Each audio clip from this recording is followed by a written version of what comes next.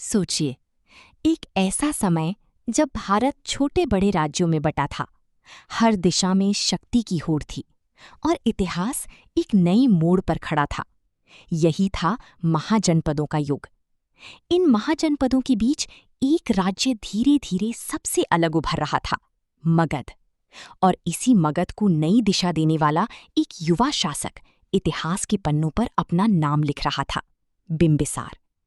सिर्फ 15 वर्ष की आयु में गद्दी संभालने वाला ये राजा समझ चुका था कि राज्य तलवार से नहीं, दूरदृष्टि, कूटनीति और संगठन से महान बनता है।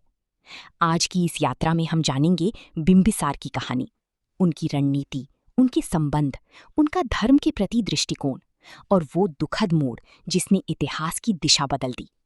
ये है उस शासक की गाथा जिसने मगध को साम्राज्यों की राह पर अग्रसर किया। ईसा से लगभग 600 वर्ष पहले का भारत, जब भूमि पर एक नहीं 16 शक्तियां अपनी अपनी सीमाएं बढ़ाने में लगी थीं।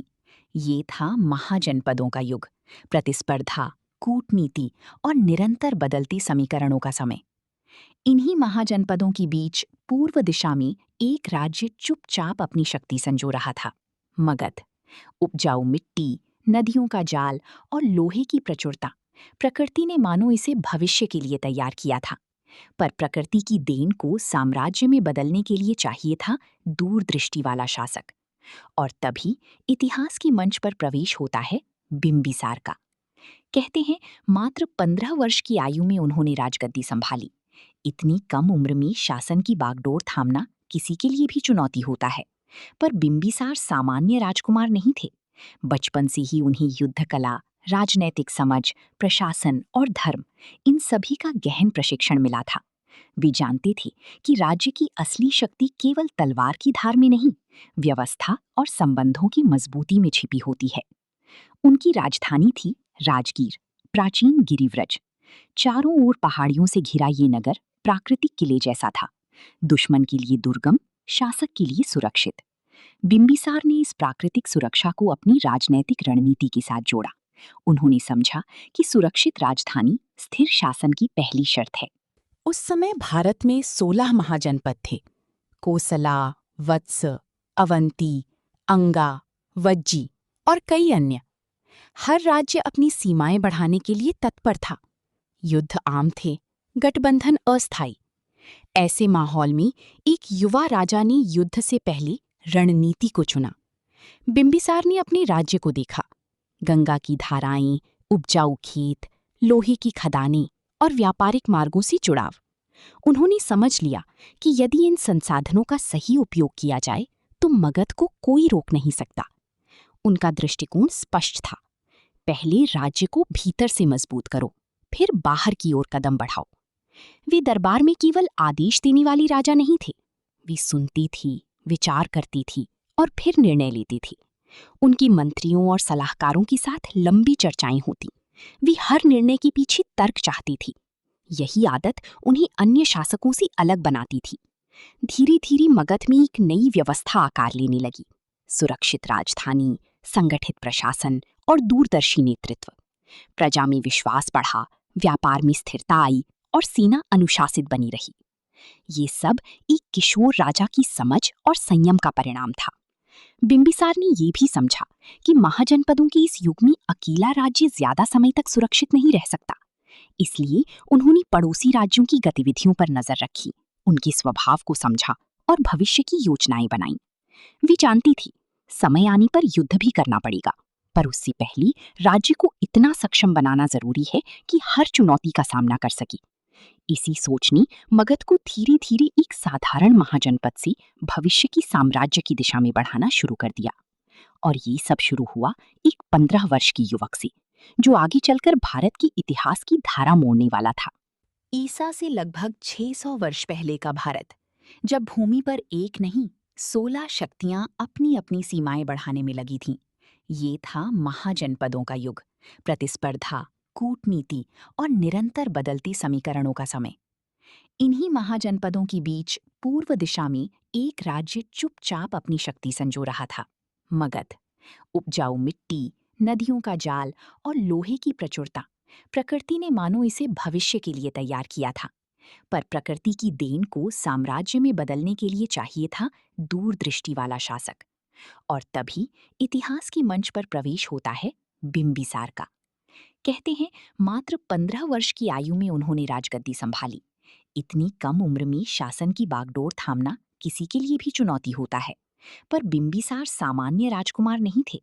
बचपन से ही उन्हें युद्ध कला, राजनैतिक समझ, प्रशासन और धर्म, इन सभी का गहन प्रशिक्षण मिला था। वे जानते थे कि राज्य की असली शक्ति केवल तलवार की धार में नहीं, व्यवस्था और संबंधों की मजबूती में छिपी होती है। उनकी राजधानी थी राजगीर, प्राचीन गिरिव्रज। चारों ओर पहाड़ियों से घिरा ये नगर प्राकृतिक किले जैसा था, दुश्मन के लिए दुर्गम, शासक के लिए सुरक्षित। बिंबिसार ने इस प्राकृतिक सुरक्षा को अपनी राजनैतिक रणनीति के साथ जोड़ा। उन्होंने समझा कि सुरक्षित राजधानी स्थिर शासन की पहली शर्त है। उस समय भारत में 16 महाजनपद थे। कोसला, वत्स, अवंती, अंगा, वज्जी और कई अन्य। हर राज्य अपनी सीमाएं बढ़ाने के लिए तत्पर था। युद्ध आम थे, गठबंधन अस्थायी। ऐसे माहौल में एक युवा राजा ने युद्ध से पहले रणनीति को चुना। बिंबिसार ने अपने राज्य को देखा। गंगा की धाराएं, उपजाऊ खेत, लोहे की खदानें और व्यापारिक मार्गों से जुड़ाव। उन्होंने समझ लिया कि यदि इन संसाधनों का सही उपयोग किया जाए तो मगध को कोई रोक नहीं सकता। उनका दृष्टिकोण स्पष्ट था। पहले राज्य को भीतर से मजबूत करो, फिर बाहर की ओर कदम बढ़ाओ। वे दरबार में केवल आदेश देने वाली राजा नहीं थे। वे सुनती थी, विचार करती थी और फिर निर्णय लेती थी। उनकी मंत्रियों और सलाहकारों के साथ लंबी चर्चाएं होती। वे हर निर्णय के पीछे तर्क चाहती थी। यही आदत उन्हें अन्य शासकों से अलग बनाती थी। धीरे धीरे मगध में एक नई व्यवस्था आकार लेने लगी। सुरक्षित राजधानी, संगठित प्रशासन और दूरदर्शी नेतृत्व। प्रजा में विश्वास बढ़ा, व्यापार में स्थिरता आई और सेना अनुशासित बनी रही। ये सब एक किशोर राजा की समझ और संयम का परिणाम था। बिंबिसार ने यह भी समझा कि महाजनपदों के इस युग में अकेला राज्य ज्यादा समय तक सुरक्षित नहीं रह सकता। इसलिए उन्होंने पड़ोसी राज्यों की गतिविधियों पर नजर रखी, उनके स्वभाव को समझा और भविष्य की योजनाएं बनाई। वे जानती थी समय आने पर युद्ध भी करना पड़ेगा, पर उससे पहले राज्य को इतना सक्षम बनाना जरूरी है कि हर चुनौती का सामना कर सके। इसी सोच ने मगध को धीरे धीरे एक साधारण महाजनपद से भविष्य की साम्राज्य की दिशा में बढ़ाना शुरू कर दिया। और ये सब शुरू हुआ एक 15 वर्ष की युवक से, जो आगे चलकर भारत के इतिहास की धारा मोड़ने वाला था। महाजनपदें के इस अशांत युग में, जहां अधिकांश राजा सीमाएं तलवार से बढ़ा रहे थे, वहां बिंबिसार ने एक अलग राह चुनी। कूटनीति की राह, संबंधों की राह, विवाह संधियों की राह। वे समझ चुके थे कि हर युद्ध राज्य को जितना देता है उससे अधिक छीन भी लेता है। जनशक्ति, धन, समय और स्थिरता। इसलिए उन्होंने युद्ध को अंतिम विकल्प रखा और मित्रता को पहला कदम बनाया। उनकी पहली महत्वपूर्ण विवाह संधि हुई कोसला की राजकुमारी से। ये केवल एक विवाह नहीं था, दो शक्तिशाली राज्यों के बीच विश्वास का सेतु था। इस संबंध के साथ दहेज में मिला काशी का समृद्ध क्षेत्र, उपजाऊ भूमि, व्यापारिक गतिविधियां और धार्मिक महत्व। बिना एक भी सैनिक खोए मगध ने अपनी पश्चिमी दिशा सुरक्षित कर ली। दूसरी विवाह संधि ने तो राजनीति का स्वरूप ही बदल दिया। बिंबिसार ने वज्जी संघ के प्रमुख कुल लिच्छवी की राजकुमारी चेल्लना से विवाह किया। ये साधारण राजतंत्र नहीं, एक गणसंघ था, जहां निर्णय सामूहिक रूप से लिए जाते थे। इस संबंध ने मगध को गणराज्य की शक्ति से जोड़ दिया। उत्तर दिशा अब मित्रता की छाया में थी। तीसरी विवाह संधि हुई मद्र, पंजाब क्षेत्र की राजकुमारी से। इससे उत्तर पश्चिम दिशा में राजनीतिक संपर्क स्थापित हुआ, एक ऐसा क्षेत्र जहां से विदेशी प्रभाव और आक्रमणों की संभावना रहती थी। बिंबिसार ने दूर बैठे राज्यों को भी अपने संबंधों की दायरे में ला लिया। इन 3 विवाहों ने वो कर दिखाया जो अनेक युद्ध भी नहीं कर पाते। 3 दिशाओं में स्थिरता, विश्वास और सुरक्षा। दरबार में लोग कहते, राजा बिंबिसार ने रिश्तों से सीमाएं बांध दी हैं। लेकिन बिंबिसार केवल संबंधों पर निर्भर रहने वाले शासक नहीं थे। वे जानते थे कि जहां कूटनीति काम न करे, वहां शक्ति दिखाना भी आवश्यक है। ऐसा ही समय आया पूर्व दिशा में स्थित अंग के साथ। अंग का राजा ब्रह्मदत्त मगध के लिए चुनौती बन चुका था। ये क्षेत्र व्यापारिक दृष्टि से अत्यंत महत्वपूर्ण था, क्योंकि यहाँ से समुद्री व्यापार के मार्ग जुड़ते थे। यदि अंग स्वतंत्र और शत्रुतापूर्ण रहता तो मगध की आर्थिक प्रगति रुक सकती थी। इस बार बिंबिसार ने तलवार उठाई। मगध की संगठित सेना ने अंग पर चढ़ाई की। युद्ध हुआ, रणनीतियां बनी और अंततः अंग मगध के अधीन आ गया। ब्रह्मदत्त पराजित हुआ और मगध ने अपनी पूर्वी सीमा के साथ साथ व्यापारिक मार्गों पर भी नियंत्रण पा लिया। ये विजय केवल क्षेत्रीय विस्तार नहीं थी, ये आर्थिक क्रांति की शुरुआत थी। अब मगध का संपर्क दूरस्थ व्यापारिक तटों तक हो गया था। वस्त्र, धातु, अनाज और शिल्प सबका आदान प्रदान बढ़ने लगा। दरबार में बिंबिसार ने कहा होगा, जहां संबंध काम करे वहां युद्ध मत करो, और जहां युद्ध जरूरी हो वहां संकोच मत करो। उनकी नीति स्पष्ट थी, पहले मित्रता, फिर आवश्यकता पड़ने पर शक्ति। धीरे धीरे मगध की पहचान बदलने लगी। वो केवल एक महाजनपद नहीं रहा, वो एक उभरती हुई शक्ति बन गया, जिसके चारों ओर मित्र राज्यों का घेरा था और जिसकी सीमाएं रणनीति से सुरक्षित थीं। बिंबिसार ने सिद्ध कर दिया कि राज्य केवल तलवार की धार पर नहीं टिकते, वे टिकते हैं विश्वास, संबंध और व्यापार पर। और इसी नीति ने मगध को उस ऊंचाई की ओर बढ़ाया जहां से आगे चलकर साम्राज्य का मार्ग स्पष्ट दिखाई देने लगा। यह केवल राज्यों की प्रतिस्पर्धा का युग नहीं था, यह विचारों की क्रांति का समय भी था। तप, त्याग, प्रश्न और खोज, मानव मन अपने उत्तर ढूंढ रहा था, और इसी दौर में प्रकट होते हैं गौतम बुद्ध। मगध के राजा बिंबिसार ने समझ लिया था कि राज्य की शक्ति केवल सेना और धन से नहीं बढ़ती, वह बढ़ती है विचारों की स्वतंत्रता से, ज्ञान के सम्मान से। कथाओं में वर्णन मिलता है कि जब सिद्धार्थ अभिज्ञान की खोज में भटक रहे थे, तब उनकी मुलाकात राजगृह की पहाड़ियों के बीच बिंबिसार से हुई।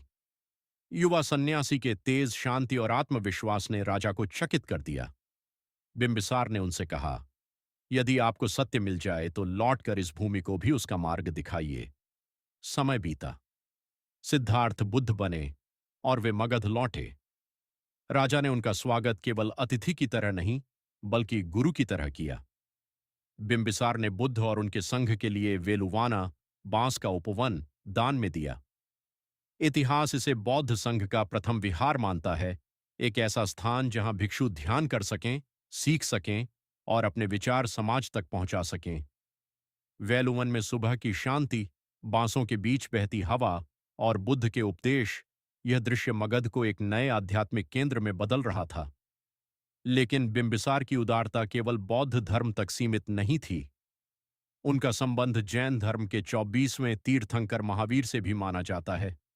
महावीर के उपदेश, अहिंसा और संयम का संदेश भी मगध की धरती पर गूंज रहा था। दरबार में अलग अलग परंपराओं के साधु, दार्शनिक और चिंतक आते, प्रश्न होते, वाद विवाद होते और विचारों का आदान प्रदान होता। यह दृश्य बताता है कि मगध केवल राजनीतिक राजधानी नहीं रहा, वह एक बौद्धिक राजधानी बन चुका था। बिंबिसार समझते थे, जहां विचार जीवित होते हैं वहीं सभ्यता आगे बढ़ती है। उन्होंने कभी किसी एक मत को राज्य पर थोपने की कोशिश नहीं की। वे जानते थे कि विविधता ही शक्ति है। इसी कारण मगध में बौद्ध, जैन और वैदिक परंपराएं साथ साथ फली फूलीं।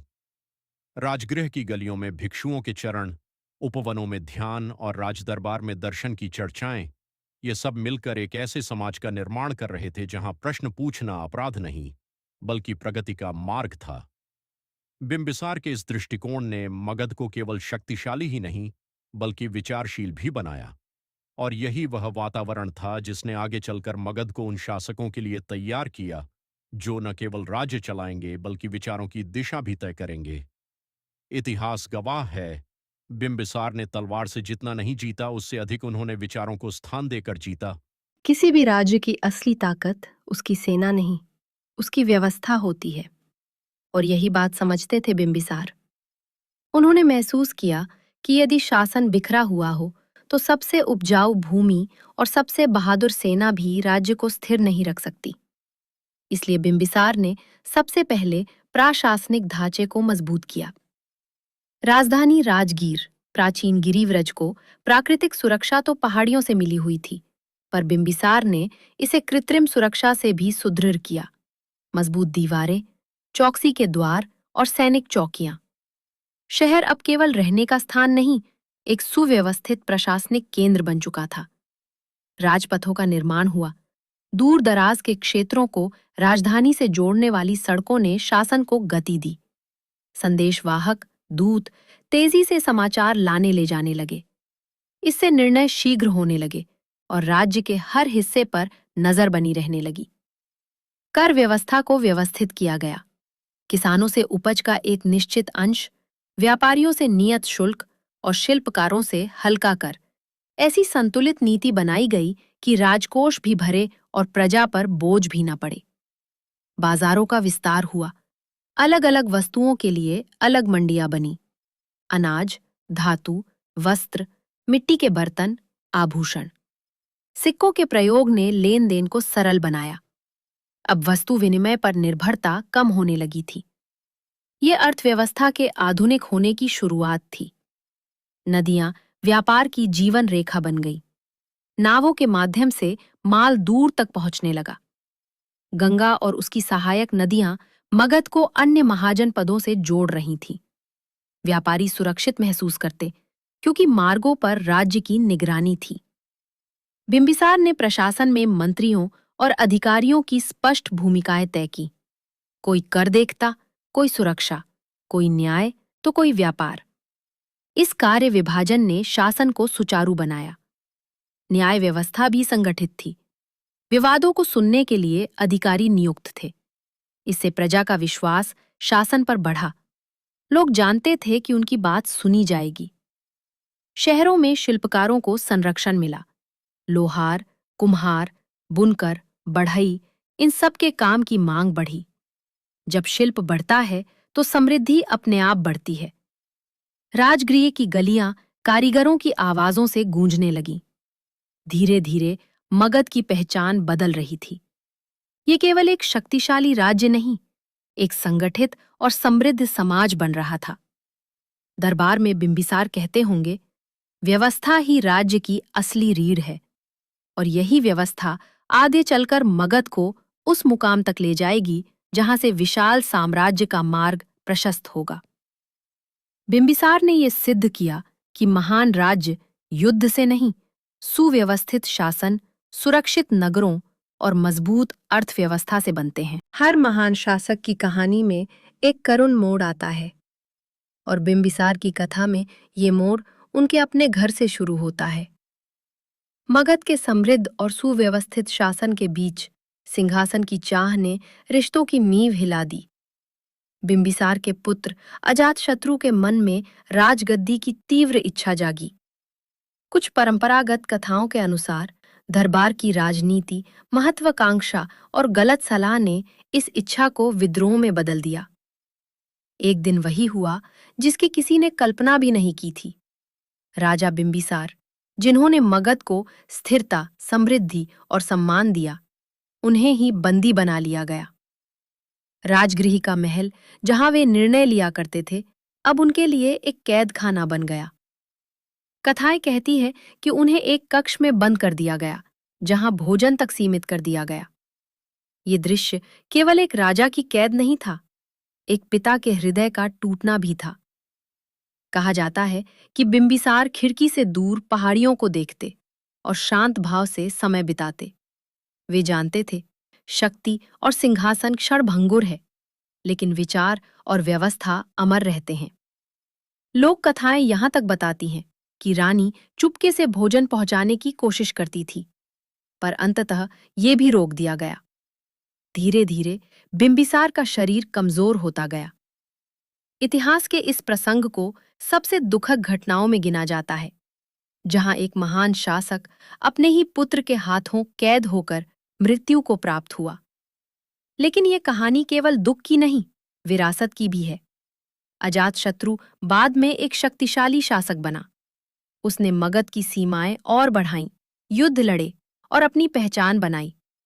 परंतु बिंबिसार की मृत्यु की छाया उसके जीवन पर बनी रही। कहा जाता है कि उसे अपने कर्मों का पछतावा भी हुआ। राजगृह की गलियों में लोग फुसफुसाते होंगे, जिस पिता ने राज्य को बनाया, उसी को राज्य ने छीन लिया। फिर भी बिंबिसार की बनाई हुई व्यवस्था मजबूत अर्थव्यवस्था, सुरक्षित सीमाएं और विचारों की स्वतंत्रता, ये सब जीवित रहे। यही वो नींव थी जिस पर आगे चलकर मगध और ऊंचाइयों तक पहुंचा। समय बीता, पीढ़ियां बदली, और इसी मगध की धरती पर आगे चलकर चंद्रगुप्त मौर्य जैसे शासक उभरे, जिन्होंने विशाल साम्राज्य की स्थापना की। फिर उसी परंपरा को नई दिशा दी अशोक ने। इन महान नामों की नींव में कहीं गहराई में बिंबिसार की छवि छिपी है। एक ऐसा शासक जिसने दिखाया कि राज्य की असली ताकत व्यवस्था, विचार और संतुलन में होती है, और जिसकी मृत्यु भी उसकी विरासत को मिटा नहीं सकी। इतिहास हमें याद दिलाता है, कभी-कभी सबसे बड़ी त्रासदी भी सबसे बड़ी विरासत को जन्म देती है। उम्मीद है आपको ये वीडियो रोचक और ज्ञानवर्धक लगी होगी। अगर इस वीडियो से आपको नई जानकारी मिली हो तो कृपया लाइक करके अपना सपोर्ट दिखाएं और ऐसे ही इतिहास से जुड़े बेहतरीन कंटेंट के लिए चैनल को सब्सक्राइब जरूर करें। अपने विचार और सुझाव कमेंट में लिखें। हमें बताएं कि अगली वीडियो आप किस विषय पर देखना चाहते हैं। आपका एक कमेंट हमारे लिए बहुत मायने रखता है। धन्यवाद। फिर मिलेंगे अगले रोचक ऐतिहासिक सफर में।